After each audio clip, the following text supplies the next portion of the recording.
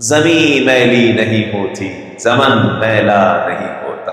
جناب جابر کہتے ہیں میرے والد کو دفنایا گیا عبداللہ ابن حرام ان کے بہنوئی کے ساتھ۔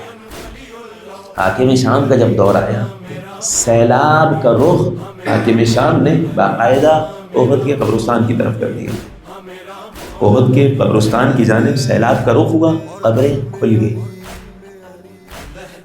یہ پہلے بھی کوشش کی گئی۔ عجیب بات یہ ہے، جناب جابر کہتے ہیں میرے والد کی بھی قبر کھلی، لیکن ہم نے دیکھا 46 سال گزر گئے تھے، 46 سال بعد بھی ایسا لگ رہا تھا کہ ابھی ابھی دفنایا ہے۔ زمین میلی نہیں ہوتی، زمن میلا نہیں ہوتا۔ محمد کے غلاموں کا کفن میلا نہیں ہوتا، زمین میلی بھی ہوتی ہے، زمن میلا بھی ہوتا ہے۔ علی کا بغض رکھنے سے کفن میلا بھی ہوتا